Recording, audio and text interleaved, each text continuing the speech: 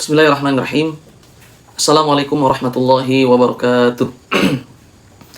Alhamdulillahi rabbil alamin.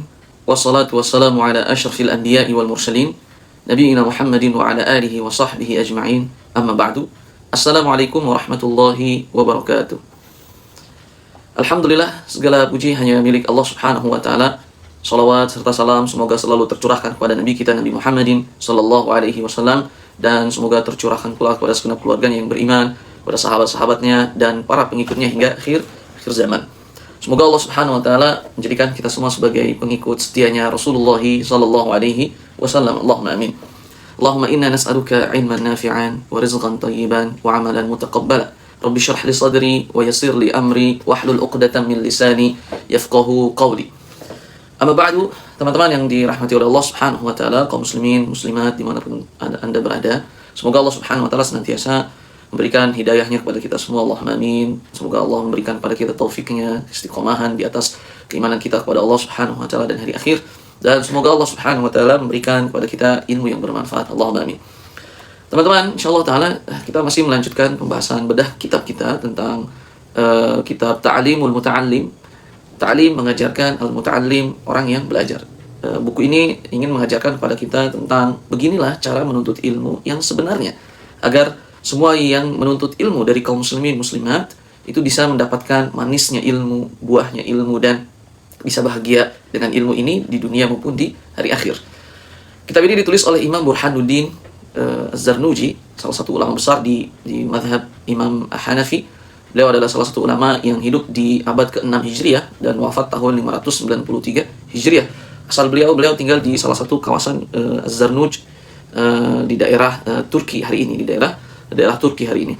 Nah, kemarin sudah kita bahas tentang sedikit biografi tentang penulis, kemudian sedikit maklumat tentang kitab ini yang beliau tulis. Kemudian di mukadimah juga telah kita sampaikan tentang ternyata yang menghalangi para penuntut ilmu bisa merasakan manisnya ilmu, kelezatan menuntut ilmu, itu ternyata cara mereka yang salah dalam menuntut ilmu. Nah, kita langsung masuk ke pasal 1 di sini, kita tulisnya pasal 1 tentang definisi ilmu, fikih dan keutamaannya. Qala al-muallif rahimahullahu taala, penulis berkata, Imam Zarnuji rahimahullahu taala, qala an-nabiy sallallahu alaihi wasallam, Nabi sallallahu alaihi wasallam bersabda, talabul ilmi fariidatun ala kulli muslimin.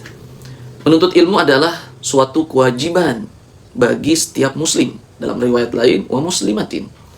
Hadis ini diriwayatkan oleh Imam Ibnu Majah dan disahihkan oleh Imam Albani. Jadi hadis ini adalah hadis yang sahih menurut Imam Albani rahimahullahu taala. Walaupun para ulama berselisih pendapat, akan tapi Imam Jamaluddin Al-Mizzi dia berkata bahwa hadis ini diriwayatkan dari banyak jalan. Bagi ini ada ilmu tentang hadis. Diriwayatkan banyak tariqah, banyak turuk. Hadis ini banyak diriwayatkan yang dapat mengangkat derajatnya menjadi hasan gitu. Sekalipun memang hadis ini lemah, tapi karena banyak yang meriwayatkan hadis ini, jalur yang meriwayatkan hadis ini adalah banyak, maka derajat hadis ini menjadi naik. Yang tadinya lemah menjadi hasan li syawahidihi. Dia menjadi hasan dengan banyak hadis-hadis yang memang diriwayatkan dengan lafaz yang sama. Dan cukup bagi kita penilaian Imam Albani rahimahullahu taala tentang hadis ini, yaitu sahih. Jadi hadis ini menerangkan, teman-teman, penulis ingin menerangkan bahwa menuntut ilmu itu wajib bagi setiap muslim dan muslimah. Menuntut ilmu itu adalah wajib bagi setiap muslim dan muslimah.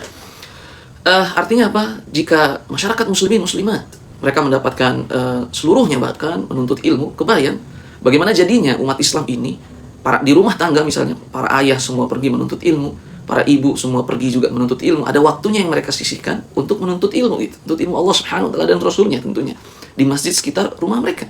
Apa jadinya, teman-teman? Semua anak-anak juga pergi ke majelis ilmu di waktunya tentu setelah pulang mereka dari sekolahnya misalnya. Para ayah juga tidak sibuk bekerja saja, melainkan ada waktu untuk ia menuntut ilmu. Ibu juga tidak hanya menghabiskan waktunya di rumah saja, mungkin ada sisi waktu yang ia sisihkan setiap harinya untuk menuntut ilmu. Apa jadinya jika kita mendapati masyarakat yang seperti ini gitu? Maka subhanallah, Allah Subhanahu wa taala berfirman dalam Al-Qur'an Al-Karim, walau anna ahlal qura amanu wattaqaw lafatahna 'alaihim barakatin minas sama'i wal ard walakin kadzdzabu fa akhadnahum. Allah Subhanahu wa taala berfirman, kalau saja seandainya satu penduduk desa gitu, satu penduduk negeri mereka beriman kepada Allah Subhanahu wa taala, maka apa yang terjadi? kami akan bukakan pintu-pintu keberkahan dari langit dan dari bumi. Akan tapi mereka mendustakan ayat-ayat Allah Subhanahu wa taala, sehingga yang terjadi adalah hukuman Allah berlaku bagi mereka-mereka yang tidak menjalankan syariat-syariat Allah Subhanahu wa taala di muka bumi, padahal Allah yang menciptakan bumi ini, padahal Allah yang menciptakan mereka hidup di bumi ini, padahal Allah yang telah memberikan rezeki kepada mereka di bumi ini, padahal Allah Subhanahu wa taala yang memberikan pakaian kepada mereka, padahal Allah Subhanahu wa taala yang mengizinkan agar mereka bisa makan dan minum, padahal Allah Subhanahu wa taala yang memberikan mereka bahagia, dan seterusnya. Gitu. Nah, maka kita lihat teman-teman, firman Allah Subhanahu wa taala, wahyu yang pertama kali Allah turunkan juga ke muka bumi ini kepada Rasul kita Nabi Muhammad sallallahu alaihi wasallam, apa teman-teman? Iqra bismi rabbikal ladzi khalaq. Bacalah gitu. Demi nama Tuhanmu yang telah menciptakan alam semesta ini. Bacalah gitu. Jadi kebayang saat Rasul sallallahu alaihi wasallam berusia 37 tahun, dari 38, 39, 40, Rasul sallallahu alaihi wasallam gelisah dengan keadaan masyarakat Mekah saat itu yang beliau bukan seperti ini mestinya manusia itu bertingkah laku, berperilaku, mengisi kehidupannya, bukan seperti ini. Jadi Rasul saat itu gelisah dengan keadaan masyarakatnya yang tidak sesuai dengan fitrah manusia. Di antara mereka ada yang menyembah Allah Subhanahu wa taala, di antara mereka ada yang larut dalam perjudian, sampai bahkan anak-anak perempuan mereka, bahkan istri-istri mereka itu menjadi taruhan perjudian mereka. Bayangkan teman-teman, ini zaman sebelum datangnya Islam, sebelum Nabi Shallallahu Alaihi Wasallam diutus menjadi Nabi dan Rasul dan membawa risalah Islam yang terakhir ini dari Allah Subhanahu Wa Taala. Itu yang terjadi. Bagaimana praktek ribawi yang sangat mencekik rakyat dan membinasakan itu terjadi, teman-teman. Bagaimana peristiwa minuman miras yang sangat sudah tidak bisa ditahan dan seterusnya, itu terjadi. Itu zaman gelap, yang lemah memakan yang kuat memakan yang lemah gitu. Harta orang lain bisa diambil seenaknya gitu. Anak-anak perempuan yang lahir dikubur hidup-hidup. Rasulullah SAW gelisah, teman-teman, melihat kondisi masyarakat di zaman yang saat itu sudah seakan-akan ini bukan fitrahnya manusia seperti ini gitu. Nah, seakan-akan itu juga zaman ini gitu, teman-teman. Gelisah, kita gelisah seperti gelisahnya Rasulullah SAW. Akhirnya beliau melakukan salah satu ibadah yang masih tersisa, ibadahnya syariat Nabi Ibrahim alaihissalam dan Nabi Ismail alaihissalam yang masih tersisa di Makkah saat itu. Apa? Ibadah tahannuts, ta'abbud, pergi ke Gua Hira, menyendiri di sana untuk berzikir kepada Allah Subhanahu wa taala, mengingat Allah Subhanahu wa taala, untuk mengingat alam semesta ini bahwasanya ada yang menciptakan gitu.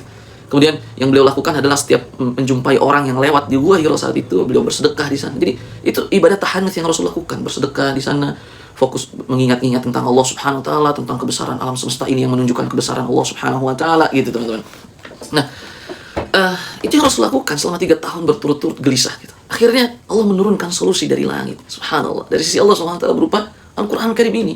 Dan ayat yang pertama kali Allah turunkan adalah Iqra bismi rabbikal ladzi khalaq. Rasulullah datang malaikat Jibril. Tiba-tiba dipeluklah Nabi Muhammad SAW dengan sangat erat sekali. Rasul kaget saat itu. Siapa yang memelukku? Kaget, tiba-tiba ada yang memeluknya di gua ini sendirian Rasulullah SAW. Kemudian tiba-tiba malaikat Jibril berkata, Iqra gitu. Bacalah. Kata Nabi SAW, Ma ana biqari. Aku tidak bisa baca ya Rasulullah gitu. Aku tidak bisa baca. Kata malaikat Jibril, Iqra gitu. Aku tidak bisa baca. Dipeluk lagi sama malaikat Jibril sampai kata Rasulullah SAW, sampai hampir aku tidak bisa nafas saat itu. Kemudian dilepaskan oleh malaikat Jibril. Kemudian malaikat Jibril berkata, Iqra, bacalah gitu. Kata Rasulullah SAW, Ma ana biqari. Aku tidak bisa membaca gitu. Dan itu peristiwa masyhur sekali, biasa kita dengar di kajian-kajian kita, ceramah-ceramah kita, masjid-masjid kita itu. Nah, jadi ternyata apa solusi dari kegundahan Rasul Shallallahu Alaihi Wasallam berkaitan dengan keadaan masyarakat yang seakan-akan bukan fitrahnya gitu. Ternyata solusi dari Allah Subhanahu wa taala, bacalah, menuntut ilmu gitu. Dengan menuntut ilmu kita bisa memperbaiki masyarakat kita, bisa memperbaiki keluarga-keluarga kita, bisa memperbaiki anak-anak kita, bisa memperbaiki negeri kita, dan seterusnya. Nah, kemudian lihat juga lah bagaimana surat yang kedua turun setelah Iqra bismi rabbikal ladzi khalaq adalah surat Al-Qalam. Allah Subhanahu wa taala berfirman, Nun wal qalami wa ma yasturun. Nun hanya Allah Subhanahu wa taala yang tahu, dan ini mukjizat bagi orang Arab gitu. Dan Allah berkata, wal qalami wa ma yasturun. Demi pena dan demi apa-apa yang mereka tulis. Teman-teman, para ulama mengkaji, para ulama Quran, ahli tafsir mengkaji bahwa sumpah Allah Subhanahu wa taala tentang sesuatu, maka menunjukkan bahwa sesuatu ini adalah sesuatu yang sangat besar sekali dan perlu diperhatikan oleh umat Islam, oleh hamba-hamba Allah Subhanahu wa taala. Apa yang Allah bersumpah atas nama apa? Atas nama Al-Qalam. Al-Qalam itu pena. Wa ma yasturun, dan apa-apa yang mereka manusia tulis. Sehingga artinya apa, teman-teman? Surat yang pertama kali turun itu memerintahkan kita untuk membaca. Dan bacalah gitu. 5 ayat yang pertama, 2 kali Allah memerintahkan Iqra bismi rabbikal ladzi khalaq. Kemudian ayat yang kedua, Iqra wa rabbukal akram. Gitu. Bacalah. Dan surat yang kedua turun kepada Rasulullah SAW, surat Al-Qalam, Ternyata Allah bersumpah atas nama pena. Allah bersumpah dengan pena. Dan Allah bersumpah dengan apa-apa yang manusia tulis gitu. Jadi artinya ini menunjukkan pentingnya sekali membaca dan membaca lagi, dan pentingnya sekali menulis gitu ya, dan terus menulis gitu teman-teman. Nah, kemudian kita lihat kisah Rasulullah SAW teman-teman. Suatu hari diriwayatkan dalam kitab Ar-Rasul Al-Muallim, Rasul Sang Guru, yang ditulis oleh Imam Syekh besar Abu Ghuddah rahimahullah taala. Beliau menukilkan satu riwayat, suatu hari Rasulullah SAW keluar dan masuk ke Masjid Nabawinya saat itu. Kemudian Rasul mendapati ada sebagian sahabat yang berhalaqah gitu ya. Ada dua halaqah saat itu. Satu, mereka berhalaqah berzikir kepada Allah Subhanahu wa taala, dan satu halaqah lagi sahabat menuntut ilmu, saling mengkaji ilmu, mengajari ilmu, berdiskusi tentang ilmu gitu. Apa sabda Rasul sallallahu alaihi wasallam teman-teman? Rasulullah mengatakan, sungguhnya dua halaqah ini sangatlah baik gitu. Halaqah yang ini mereka berzikir mengingat Allah Subhanahu wa taala, maka itu baik untuk mereka. Jika mereka meminta, maka Allah Subhanahu wa taala akan mengabulkan permintaannya itu. Dan halaqah yang ini pun baik. Mereka membaca Al-Qur'an Karim, mengkaji Al-Qur'an Karim, mengajarkan, saling belajar dan saling mengajar. Dan itu pun baik. Kemudian kemana Rasul pergi teman-teman? Akhirnya Rasul mengatakan, innama bu'ithtu mu'alliman. Sungguhnya aku ini diutus sebagai guru. Akhirnya Rasul SAW pergi dan masuk ke halaqah yang semua sahabat saat itu sedang menuntut ilmu gitu. Jadi dua-dua halaqah itu bagus, tapi yang Rasul pilih saat itu adalah halaqah ilmu, di mana para sahabat menuntut ilmu dan saling mengajarkan ilmu dan saling berdiskusi tentang ilmu, mengingatkan yang halal, mengingatkan yang haram, menasihati yang baik dan seterusnya. Ternyata sabda Rasul, innama bu'ithtu mu'alliman. Sungguhnya aku diutus ini sebagai seorang mu'allim, sebagai seorang guru. Makanya inspirasinya bahwa umat Rasul sallallahu alaihi wasallam harus menjadi mu'allim, harus menjadi sang guru, setidaknya untuk pasangannya, suami untuk istrinya, istri untuk suaminya, orang tua untuk anak-anaknya, kakak untuk adik-adiknya, dan untuk tetangga-tetangganya gitu. Nah, kemudian lihat teman-teman, bagaimana pentingnya menuntut ilmu ini. Subhanallah, Rasulullah SAW setiap harinya sampai memiliki 2 majelis ilmu. 2 waktu, di mana Rasul di dalam majelis ilmu itu mengajarkan para sahabat tentang ilmu-ilmu Allah Subhanahu wa taala dan Rasulnya. Majelis yang pertama beliau hadirkan di waktu duha sampai menjelang zuhur. Dan majelis yang kedua setelah zuhur sampai menjelang asar. Itu dalam satu harinya. Sampai orang-orang jika ingin mencari di mana Rasulullah SAW, maka mereka akan tahu bahwa di waktu ini pasti Rasulullah SAW berada di Masjid Nabawinya. Gitu. Itu Rasulullah SAW, generasi yang Allah redoi, generasi yang subhanallah Allah menangkan dalam segala pertempuran melawan musuh-musuhnya, dan dalam peradaban juga Allah menangkan. Tidak ada peradaban yang lebih indah dari peradaban yang pernah dibangun oleh kaum muslimin. Tidak ada orang yang paling baik, tidak ada generasi yang paling baik yang pernah Allah keluarkan di muka bumi ini daripada generasi sahabat Rasul sallallahu alaihi wasallam. Salah satunya apa ya? Apa yang mereka lakukan? Ternyata menimba ilmu setiap harinya di 2 majelis, 2 waktu majelis Rasul sallallahu alaihi wasallam tersebut. Kemudian lihat juga teman-teman, bagaimana di zaman Umar bin Khattab radhiyallahu taala anhu. Dalam hadis yang diriwayatkan oleh Imam Bukhari, ini kisahnya sahabat mulia Huzaifah ibn Yaman radhiyallahu taala anhu. Beliau pernah menceritakan kepada para sahabat bahwa Rasul pernah bermimpi gitu. Bahwa selama Umar masih hidup gitu, ini. Jadi saat itu kisah hadisnya adalah Umar bertanya kepada Huzaifah tentang fitnah, ujian-ujian yang akan menimpa umat ini gitu. Mengerikan ujian itu. Kemudian kata Huzaifah, ujian seorang ayah adalah pada anak dan istrinya dan hartanya. Kata Umar, enggak. Bukan tentang fitnah ini yang aku tanya, tapi fitnah yang sangat gelap, yang sangat berbahaya dan bisa membahayakan umat. Apa itu? Kata Huzaifah, ya Umar, engkau tidak perlu khawatir. Gitu. Karena antara engkau dan fitnah itu, ujian itu yang akan menimpa umat Nabi Muhammad ini, itu ada pintu. Engkau tidak perlu khawatir gitu. Kemudian kata Umar bertanya, apakah pintu itu dibuka atau dihancurkan gitu? Kata Huzaifah, pintu itu dihancurkan wahai Umar. Gitu. Umar bertanya demikian, dan Umar sangat paham sekali tentang makna hadis yang diucapkan oleh Huzaifah ini. Saat Umar pergi, para sahabat bertanya, para ulama-ulama tabi'in yang ketika mendengar hadis ini, dia bertanya kepada Huzaifah, wahai Huzaifah, apa yang dimaksud dengan pintu itu gitu? Pintu itu adalah Umar bin Khattab gitu. Jadi yang bisa menghalangi umat Nabi SAW dari fitnah-fitnah, ujian-ujian yang bisa membahayakan umat ini adalah Umar gitu. Umar pintunya gitu. Dan tadi Huzaifah mengatakan bahwa pintu itu tidak dibuka, melainkan dipecahkan, dihancurkan, didobrak gitu. Artinya Umar akan dihancurkan, Umar akan didobrak. Dan ternyata betul, Umar wafat dalam keadaan dibunuh oleh orang Majusi gitu, di kota Madinah saat Umar melakukan sholat subuh, syahid, mati syahid di jalan Allah Subhanahu wa taala. Kemudian para tabi'in bertanya, wahai Huzaifah, apakah Umar mengetahui bahwasanya dia adalah pintunya itu? Ya demi Allah, Umar mengetahui selayaknya seorang mengetahui saat malam besok adalah pagi. Sebesar itu pengetahuan Umar. Ternyata salah satu yang pernah dikisahkan kepada kami oleh guru-guru kami, hafizahumullah taala, ternyata Rasul pernah bermimpi bahwa ada satu tembok, satu pintu besar yang selama pintu itu ada maka umatku akan terjaga. Apa itu? Para sahabat bertanya, pintu itu siapa? Ternyata pintu itu adalah Umar bin Khattab. Selama Umar ada, maka umatku akan terjaga. Tapi pertanyaan teman-teman, apakah saat Umar ada, cuman begitu saja, dengan adanya Umar saja, maka umat ini akan terjaga? Atau justru ada amalan-amalan yang Umar lakukan sehingga membuat atas izin Allah umat ini terjaga? Jawabannya adalah yang kedua. Jadi bukan sekedar adanya Umar gitu. Kalau Umar ada, umat itu akan terjaga. Lantas bagaimana zaman kita? Umar tidak ada, apakah lantas umat kita ini tidak terjaga? Tentu tidak, teman-teman, karena sangat merugi sekali kalau begitu. Maka jawabannya adalah yang kedua, apa yang Umar radhiyallahu taala anhu lakukan sampai akhirnya umat di zaman kehidupan Umar itu terjaga dari semua petaka, musibah dan seterusnya. Ternyata salah satunya adalah Umar bin Khattab radhiyallahu taala anhu yang berkaitan dengan ilmu ini. Umar melihat ternyata sudah mulai banyak masyarakat muslimin kota Madinah saat Umar menjadi khalifah saat itu sudah lagi tidak menghadiri majelis-majelis ilmu, sudah lagi tidak menuntut ilmu. Apa yang Umar lakukan? Umar mengirim petugas-petugas untuk menjaga pintu-pintu Masjid Nabawi. Di setiap sholat 5 waktu, Umar mengutus utusan-utusannya ini untuk melihat siapa saja dari jamaah kaum muslimin. Masjid Nabawi penuh di sholat 5 waktunya. Siapa saja di antara masyarakat muslimin yang tidak pernah kelihatan batang hidungnya di halaqah ilmu, maka tangkap mereka dan bawa mereka untuk menuntut ilmu di halaqah-halaqah para ulama-ulama sahabat. Itu yang Umar lakukan. Umar tidak membiarkan ada masyarakatnya saat itu tidak menuntut ilmu. Ternyata inilah salah satu yang Allah jadikan dengan sebab ini umat Islam di bawah kepemimpinan Umar bin Khattab terjaga dari ujian-ujian, terjaga dari fitnah, terjaga dari keburukan, malapetaka. Karena apa?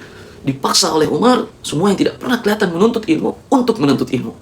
Sehingga dengan ilmu umat ini akan terjaga gitu, teman-teman. Itu yang Umar lakukan setiap sholat 5 waktu. Dilihat siapa yang tidak pernah hadir di majelis ilmu. Subhanallah, kalau saja kita menerapkan tema ini gitu, di masyarakat kita, maka yang akan terjadi, Allah akan menjaga umat ini gitu. Bagaimana dari tingkat RT bisa melihat RT-nya, masyarakat satu RT-nya saja beliau perhatikan siapa yang menuntut ilmu, siapa yang tidak menuntut ilmu. Tingkat RW gitu, tingkat kelurahan, kecamatan, kemudian yang lebih kecil dari itu adalah keluarga, para ayah, memastikan agar semua keluarganya bisa pergi menuntut ilmu. Ini harus dilakukan, teman-teman. Nah, kemudian yang kedua, Umar bin Khattab tidak membiarkan para kabinet pemerintahannya kecuali mereka yang ahli Quran. Jadi jajaran pemerintahan Umar bin Khattab dan gubernur-gubernur Umar bin Khattab, mereka akan cari dari kalangan para sahabat, ulama-ulamanya para sahabat, para ahli Quran yang tidak hanya pandai membaca saja, tidak hanya pandai menghafal saja, tapi pandai mengetahui isi kandungan yang ada pada Al-Quran Karim. Karena itulah ahli Quran gitu. Mereka yang paham dan mereka yang mengamalkan isi kandungan Quran gitu. Baik memiliki hafalan yang banyak maupun tidak memiliki hafalan yang banyak. Itulah ahli Quran sesuai dengan fatwa para ulama. Salah satunya adalah Syekh Shalih Al-Fauzan, hafizahullah taala gitu. Nah, kebayang para pemerintah, gubernur yang Umar utus untuk mengkawal negeri-negeri di bawah kekuasaan Umar, mereka semua ahli Quran. Amr ibn al-As, salah satunya gubernur Mesir, Umar bin Khattab, itu termasuk senior sahabat yang sangat mulia gitu, yang luar biasa. Kemudian ada lagi Abu Ubaidah ibn al-Jarrah di negeri Syam dan seterusnya.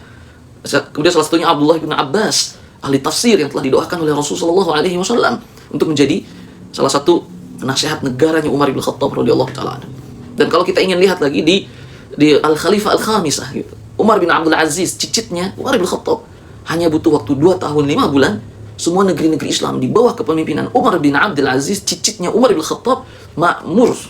Cuma butuh waktu 2 tahun 5 bulan. Semua negeri-negeri Islam makmur. Luar biasa. Sampai saat uang zakat mal dibagikan kepada kaum muslimin, tidak ada lagi kaum muslimin yang mau menerima zakat mal itu. Tidak ada lagi yang menjadi mustahik. Semua menjadi muzaki. Sampai ketika harta ini dibawa ke negeri Afrika, ternyata tidak ada yang menerima. Kan kita tahu bahwa banyak sahabat kaum muslimin di negeri Afrika yang butuh uluran tangan kita semua. Tapi saat di zaman Umar bin Abdul Aziz, Afrika, negeri muslimin di Afrika saat itu tidak membutuhkan zakat mal karena mereka sudah tercukupi. Lihat itu Umar bin Abdul Aziz. Apa yang beliau lakukan? Ternyata yang menjadi penasehat inti mereka adalah 10 orang ulama. Majelis Al-Asyarah sebutnya. Jadi di atas kabinetnya presiden saat itu, Umar bin Abdul Aziz memiliki kabinet seperti negeri-negeri sekarang memiliki kabinetnya, jajarannya, gubernur-gubernurnya. Ternyata majelis yang tertinggi, yang lebih tinggi dari itu adalah majelis ulama yang 10, ulama Madinah saat itu. Majelis 10. Tidaklah Umar bin Abdul Aziz ingin memutuskan satu perkara untuk negeri-negeri Islam, pasti ia akan konsultasi dulu dan menanyakan masalah ini dan solusi ini kepada ulama 10 Madinah saat itu. Bayangkan. Dan jika 10 ulama saat itu sudah sepakat, apakah langsung berhenti di situ? Tidak. Ternyata beliau akan pergi kepada Imam Sa'id Ibnul Musayyab, seniornya para ulama saat itu, untuk lebih memastikan lagi jawaban dan solusi yang mereka hadirkan ini apakah tepat dan seterusnya. Sampai akhirnya ketika Imam Sa'id Ibnul Musayyab mengizinkan, maka barulah itu diperhatikan. Dengan seperti itu teman-teman, 2 tahun 5 bulan negeri-negeri Islam makmur di dalam. Bukan umat manusia saja yang mendapatkan keadilan, tapi setingkat para hewan pun mendapatkan keadilan gitu. Sampai di zaman kehidupan Umar bin Abdul Aziz, kesaksian seorang ibu dari pelosok, dari pedalaman Arab saat itu, beliau mengatakan selama beliau masih hidup tidak pernah serigala menerkam kambing-kambing yang sedang kami gembalakan.